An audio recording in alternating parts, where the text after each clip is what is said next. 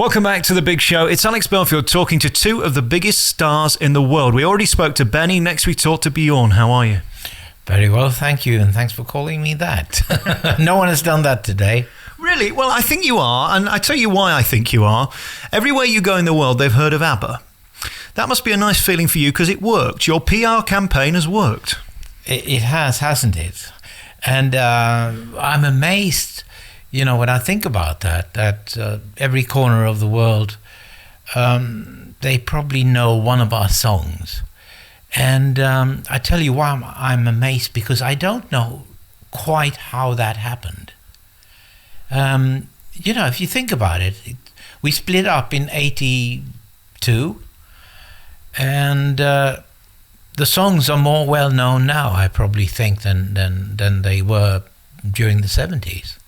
The way the music journalists talk about it these days is, I tell you, quite a difference from what they said in the 70s. So I guess, but we always felt, you know, from colleagues in the business, colleague musicians, we always felt that they sort of understood that we had a serious approach, very, very much alike that theirs. And I'm talking about, you know, various people who you would never dream of listen to our songs, like Led Zeppelin and others. So that was a great comfort when the guys in New Musical Express would, you know, tell us to go away. Because it didn't necessarily have to work or need to work with starting in Eurovision, because let's face it, today that's deemed a laughing stock. I mean, you don't go on there to be taken seriously, do you? No.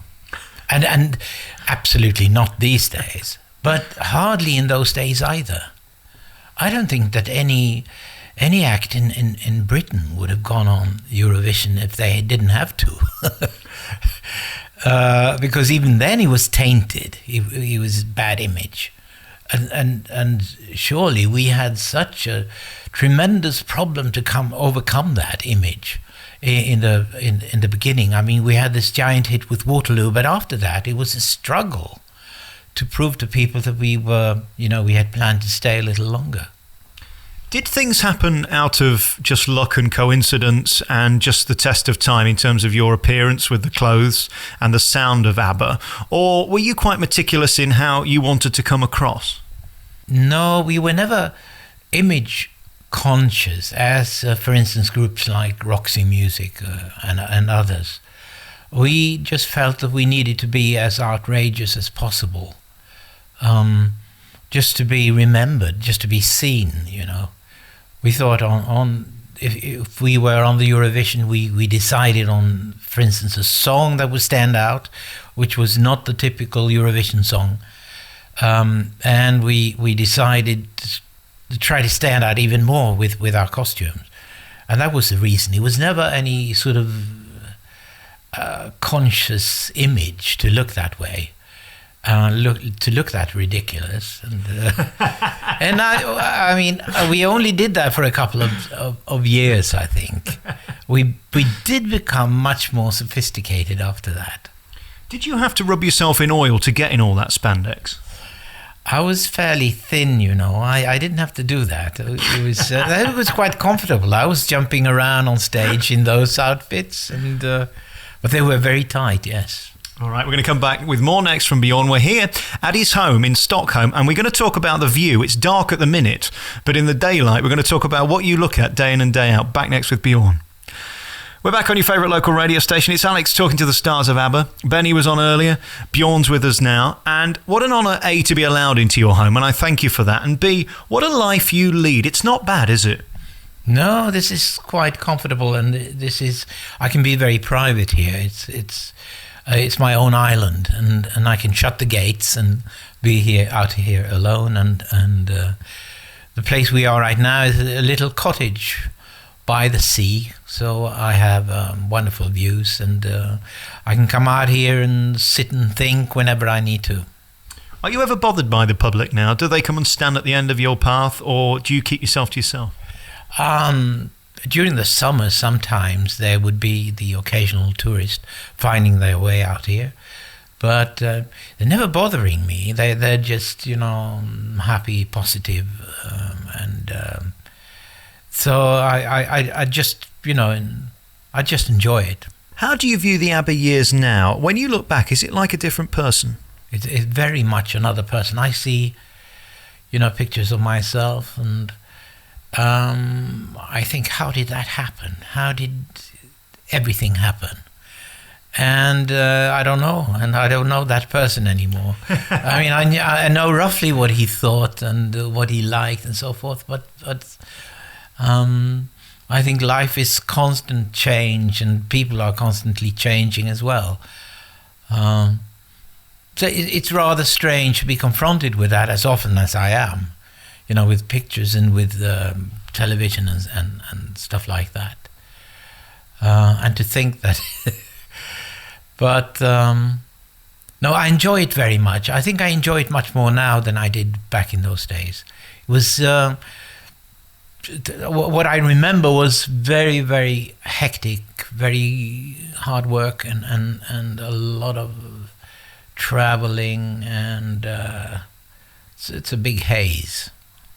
And the pressure of writing a hit, and then having to write a bigger hit, and then having to find another bigger hit somewhere in the abyss. Could you explain to us that pressure? Because when you're at the top, it's hard to stay there, isn't it? It is, but somehow we never felt, that pressure, because we had complete artistic freedom. Obviously, after Waterloo, we had our own record company and our own studio, and there was absolutely no one breathing down our necks at all. So Benny and I would, write away for as long as it took. And every time just trying to write something slightly different, take one more step forward, and in constant search of that, the most wonderful of songs. And that's what we did. We didn't think of, will this be a bigger hit than Fernando? Will this be a bigger hit than Mamma Mia? We would just think, if we came up with something good, oh, really, this is wonderful. It's going to be great to record this. So the only pressure came from within, I would say. And did you know when you'd got a song like Thank You for the Music or Mamma Mia or Knowing Me, Knowing You that they were going to be as big as they are today? No. The simple answer is no, you never know. And, well, people don't believe me when I say this, but it is true. You at the writing stage, when you're there with the piano and the guitar and you come up with this song and you don't have any words or anything, you just know that it's something good. But that's all you know. And whether it's going to be a hit afterwards or not, no one knows. And I think we were just lucky that we seemed to have the same taste as a lot of other people at that time. Because I swear to you, what we wrote was exactly what we wanted to write most at that very moment. And how many got away? How many songs are there that you think should have been as big as those we all can sing along with? Well, all the songs are there, in the albums. And the ones that never were released as singles were, equally important in the beginning. And they're equally important now. But, of course, they were not the type that you would release as a single. But there's nothing more left from that period other than small fragments, perhaps, in our minds. And Benny reckons that 95% of what he writes is rubbish. Would you agree with that? Yeah. I mean, you write all the rubbish in order to find the jewels. And in order to find them, you need to go through the rubbish. That's a simple truth. Which is why I worry today, songwriters today, if they will have the time to hone their talent and to become really good, because that takes a lot of time, and it seems that everyone is in a hurry write something and release it because they want to go on tour or something else. And I wish that every songwriter would have the same situation as we did and do, in that you can sit for days and weeks on end and just work and work away and throw away the rubbish. And then suddenly it comes the diamond, and then you recognize it. Do you think, therefore, that you were in the good years of show business, a time when you could take time to craft your art, opposed to now where the businessmen are knocking on your door and the accountant's saying, release, release, make money, make money? Yeah, and when they also have to, the writers who are in groups have to make money through touring because of the illegal downloading, which is changing the business completely. Yes, so I think we were, the golden years of copyright were 70s, 80s, and half of the 90s. I know you've been very public about your feelings towards me getting your material for nothing. How bad is it really? I mean, is it literally ruining the business? It's bad for the business. But I'm not thinking about the business now. I'm thinking about the writers primarily, because I am one. And I think it's ruining the chances for those who want to have a long career in songwriting. I think that's where the problem is, as I see it, because they could rely on, the micropayments in the past, whereas now perhaps they would, have to give a song to someone for cash because the micropayments are not coming in, and that's it's a different environment when you need people like the Medicis again, like the church would pay a painter to pay something that the church liked. Would your advice then be to somebody who wants to be you to keep it in-house? No, I mean, people are so different. For some people, it's best that they just do the writing. Some it's best just the producing, and some just the singing. So I wouldn't like to give any advice on that at all. And I'm not the right person. All right. And this is a question that you won't be able to answer. But when you were back in, let's say, 75, 80, which was the song in the live show that you would look forward to, that you thought, yes? Without question, Does Your Mother Know? Yeah, because that was my song. And it came towards the end of the concert, and it always went down very well. We're back with Bjorn here on your favourite local radio station, talking about the history of ABBA and talking about the future. You got a new musical, Kristina, coming to London. It's been around for a while, though. We're going to get to that in a minute. I just want to talk about you as a child, firstly. Were you always a musical genius? I never was, and I am not to this day. All right, then, did you always love music? How about that question? Yes. I think I liked it from the very beginning, but what I remember most was when I was 12 and I was given my first guitar, and I had the guitar as a gift, for a Christmas gift, I think, and I did it because my cousin said, you must get a guitar because we're starting a group, a skiffle group. He had been in London, and this one must have been like 57, 58, something like that. And there was something called skiffle happening in England. And he started a skiffle group. I got my guitar, and that's where it all started. And from then on, I was inseparable from that guitar and the other ones that I brought along the way. When I think about skiffle, I always think of Liverpool, because, of course, that was the heritage of the Beatles and a lot of those original Merseybeat groups. Yeah. How influenced were you by the Beatles? Oh, the Beatles are gods. And I think both Benny and I owe the fact that we are writing songs at all to the Beatles, because we were both in groups that did sort of covers. And then the Beatles came on the scene, and all of a sudden we realized that it's a group, they're in a group, they're in a band, but they're writing their own material. Maybe we can do that too. And so the idea came to write your own stuff, as with so many people around the world at that time. So we owe the Beatles so much.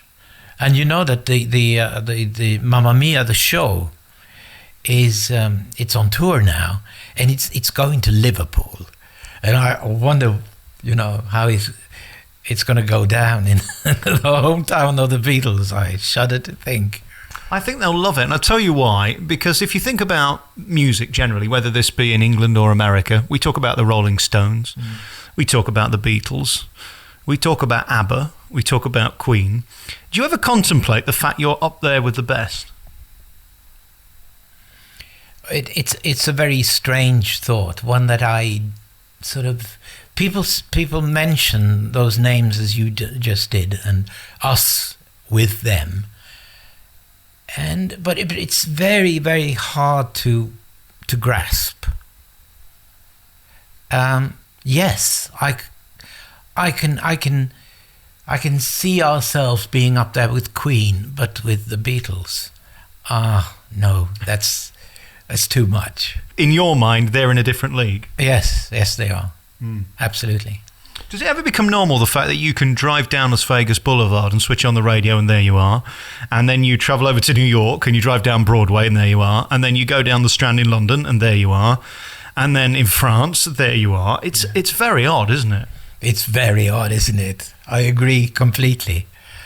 I think I can never get used to that. We did the sound mixing of Mamma Mia the movie in the Brill building on Broadway, and just opposite is the Winter Garden. And every time I went out those doors, I was just looking at my name in 1.5 meters size, and it's quite incredible, and it's unreal.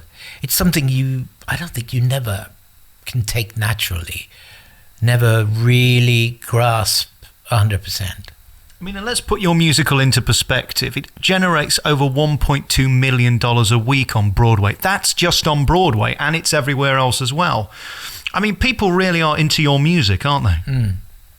Yes, they are. And, well, I'm deeply grateful. And I am reminded of it every day, every single day, and never in a negative way. It's always positive. It's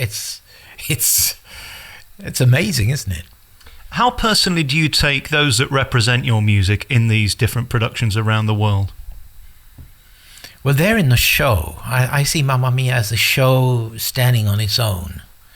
And they're actors who can sing. That's how I see them. And they're very good at what they're doing. Very talented, very often. They're not even pretending to be singers. They are actors who can sing. So therefore, when you hear a bottom note or you see something you don't like, do you keep your mouth shut or do you have to put a word into the director? Well, if I go to one of the shows and I hear someone doing something wrong, not a false note, but something else wrong, like a lyric or a phrasing or something that I don't like, I write it down, and afterwards I would speak to them. And they all appreciate that very, very much. Because I suppose these songs are like your babies, aren't they? You know them inside out, and if I'm going to muck about with them, you're not going to be very happy. No, that's exactly right.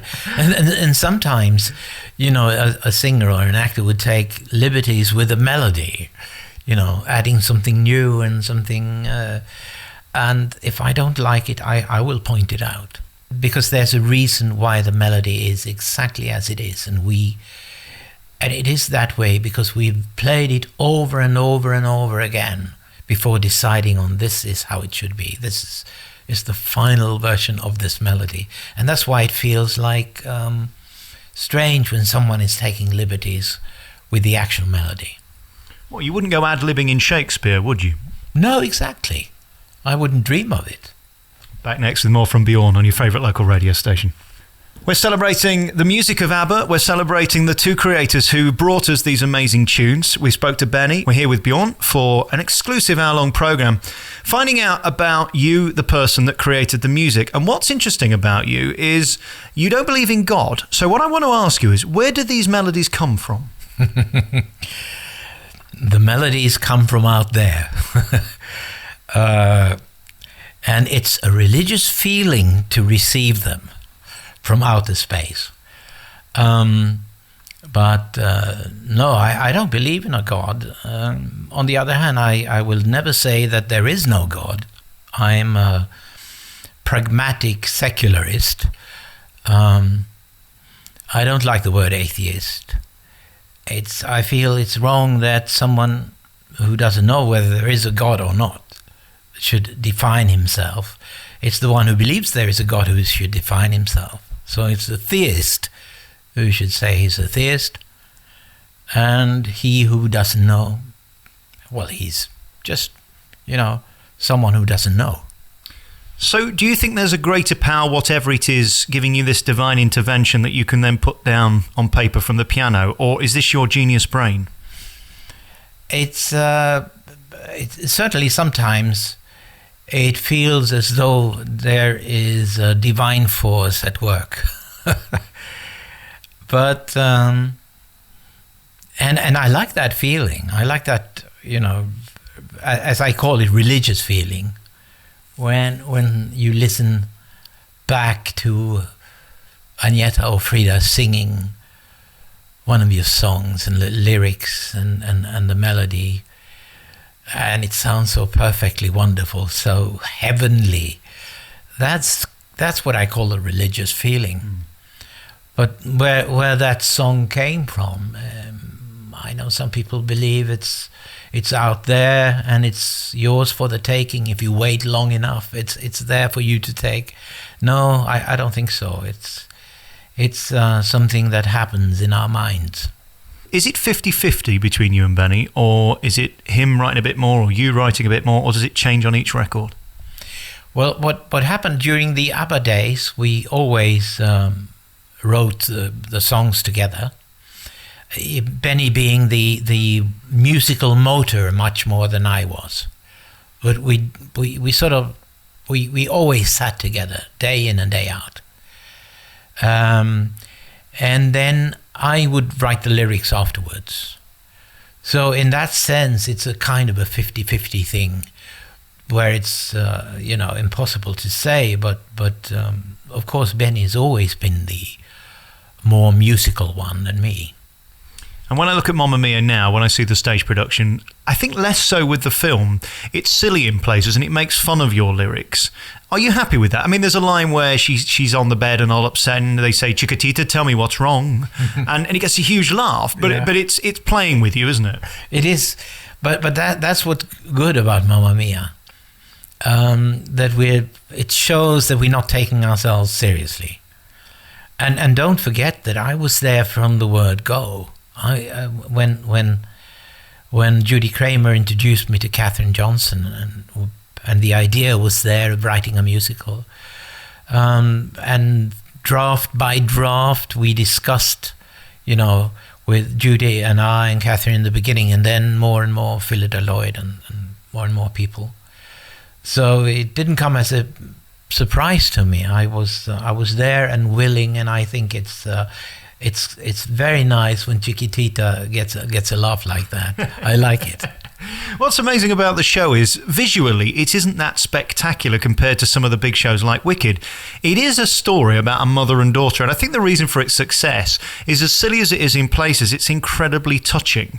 And that's, I think, what happened with the movie. And I was just reading earlier, I mean, it's the biggest selling movie of all time in the UK. Mm-hmm. Did you ever expect that for a start? No. Certainly not. I thought with all the people involved, I'm talking about Philida Lloyd, I'm talking about Playtone from Hollywood, Tom Hanks' company, and all the great forces, Meryl Streep. I thought it would be a good film, a good musical movie. maybe up there with Grease. I'm talking money-wise. Up there with Grease or something like that. And I never thought he would break loose like that to become a, not just a musical movie, but one of the big movies. I never thought. I think you timed it very well as well. We were all a bit depressed when it came out, and I know women who went 7, 8, 9 times to see it, and they were dancing in the aisles. That doesn't happen very often, does it? No, I've not seen that in the theatre before. I went to one theatre in Stockholm anonymously, and they were actually standing up, during the end of the movie, as they are indeed a stage show, and that's fantastic. Bjorn, how do you go anonymously? You're Bjorn. Well, I just got in after the lights had gone down. It wasn't difficult. I've got to ask you the question, didn't it make you just a little bit want to get back on stage and sing those songs again? No, funnily enough, no. I mean, I think I was never a kind of a stage person. I think you need to be a bit of an exhibitionist to love to be up there. And also, being in a group like ABBA, it's when you're on stage, you're reproducing something that you've done before, almost exactly. And I thought it was far more interesting to write new stuff. So I used to get, fed up after a week or two on tour. And that's why we almost only toured, like I would say, 4 months, 5 at the most out of that period of 10 years, which is very, very little. Would you rather than have had somebody be you on stage and you just did the writing and took care of that? No, I don't think that would have been as good. I think it was a good thing for Benny and me to be in the group.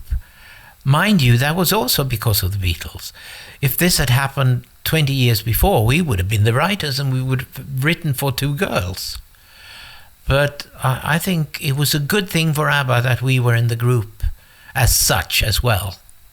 Did you not find the feeling of standing in front of 30, 40, 50,000 people intoxicating? Did that never bother you? It was intoxicating, especially in the beginning of a tour, the first 2-3 nights. But even that becomes repetitious. It sounds very, spoiled of me to say so, but it's a fact. And some people thrive on it. The true entertainers, like Robbie Williams, like Frank Sinatra, those people, I'm sure they thrive on that. But for those of us who are more interested in writing and recording and pursuing new things, it's not for us, I think. And as for the hedonism of being in an internationally successful group, how did you manage to avoid the drugs and the hedonism and keep out of trouble? Well, to begin with, I mean, we were 2 married couples. This was a fact. And we had like 10 years of domestic careers before in Sweden, careers that nobody outside of Sweden know about. And so during those days, we did, a lot of that, which you just described. So, in other words, in a way, we had done it. We'd been there. And for us, it was far more interesting and we didn't tour that much. We wanted to go home to our families. We had kids, and we wanted to go back to our studio and all of that. And so it's just never happened. And it's incredible, I cannot remember once during that time with ABBA that anyone came up to me and said, do you want to buy some? I've got some nice stuff here. Do you want to buy? Never. Didn't even happen. Maybe there were people around us who got rid of those. But isn't that strange? You talk to other groups in the 70s. You talk to male rock groups in the 70s. Oh, different story. So did you view the group then as just a job? The glamour that you're intoxicated by in the very, very beginning wears off. And I would say that in a way we had that glamour during our days in Sweden, in the groups we were in before.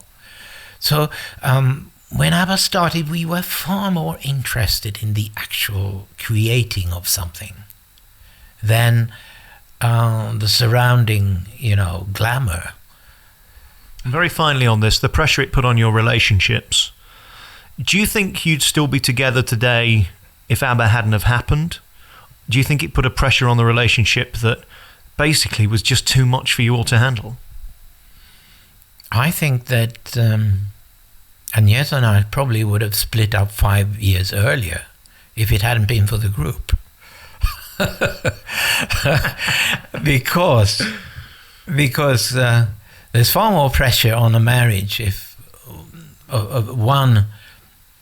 the husband or the wife is out there and having a great success and traveling the world with all these temptations that there are out there. That would have put pressure on a marriage far more than if you're out there with your husband or your wife. So that's what I think. Let's look back then 25 years or so. Do you have any bad feelings about ABBA? Was it just a great experience, or is there any regrets? No, I can't think of. Sometimes we did do the wrong television show, and we shouldn't have done that. Perhaps we released the wrong single, but that's such. That doesn't mean anything. And there was nothing really strategic, nothing big that we should have done differently. No, I don't think so.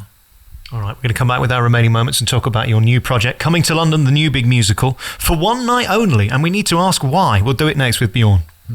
We're back with our remaining moments with Bjorn, the creator of ABBA and the creator of a couple of musicals, actually. Chess, of course, was your big one. I think people forget that. Did you find that people didn't realise it was you and Benny?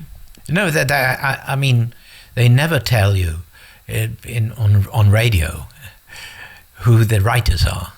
They just say that this is so-and-so singer with. So I'm used to that. You've almost got to be egoless to be a writer, haven't you? Because you hand your stuff over. I think you two were smart, that you kept control of your own records and made them a hit for yourself. I don't blame you. I would as well. No, that's... maybe we did something right. And this new musical, Kristina, it debuted last year on Broadway. But, I mean, this is ages old. It was here for years in Sweden. You're now bringing it to London. Are we going to see this in the West End permanently so we can all enjoy it? Only the future can tell. We don't know that. We just wanted very much to present, because Herbert Kretzmer, who wrote Les Miserables, and I have written the English lyrics for it. He was in Sweden and in Swedish, as you said, it ran here for three years, I think. But we did present it on Broadway at Carnegie Hall last year, and we desperately wanted to present it in England as well. And what better place than the Albert Hall? So this is a concert version of Kristina the musical.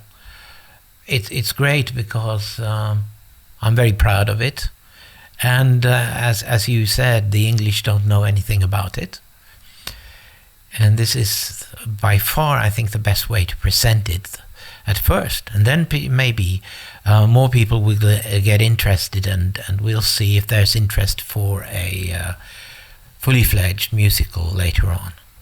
Does it still matter to you what I think? Do you still care? I think I do. I think I would be upset if you said something that I didn't agree with,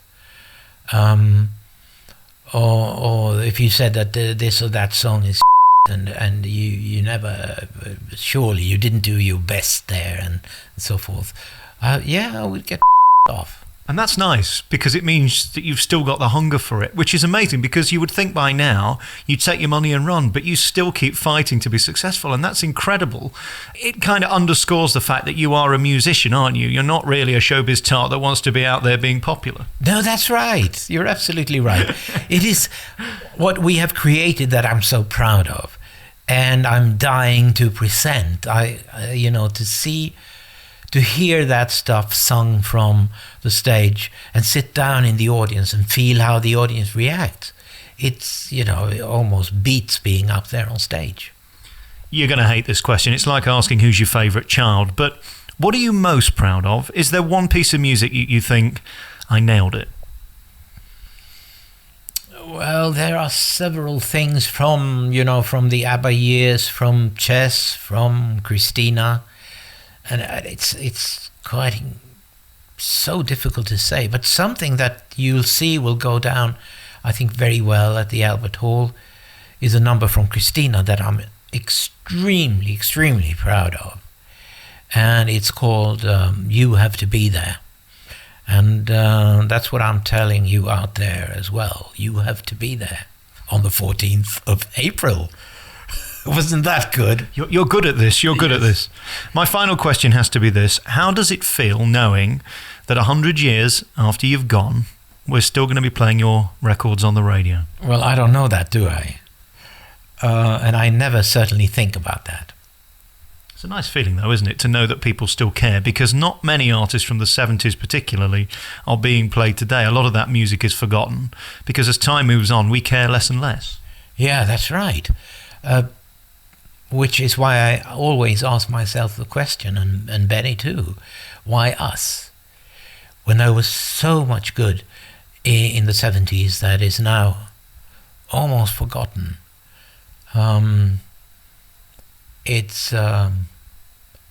I don't understand it, but I'm very proud and very pleased it is the way it is. Thank you for allowing me in your home. Thank you for talking to me. It's been a great honour and a pleasure. And to me, a living legend is such a thrill, because you've given so much happiness to so many people. And when I go around clubs doing appearances or whatever, and they bang your records out at the end of the night, I can assure you there's not a dry seat in the house. Everybody's on their feet. Mm-hmm. Do you ever think about that when you're lying in bed, wondering how many people are boogieing to Dancing Queen around the world? Oh, that's quite a thought, isn't it? I think I'll think about that tonight. I'll look at my world watch and see what the time is in New York, what the time is in Sydney, and so forth, and I'll know. Bjorn, thank you so much for talking to me, and again, thanks for letting us into your beautiful home. What a life, and congratulations. Thank you very much.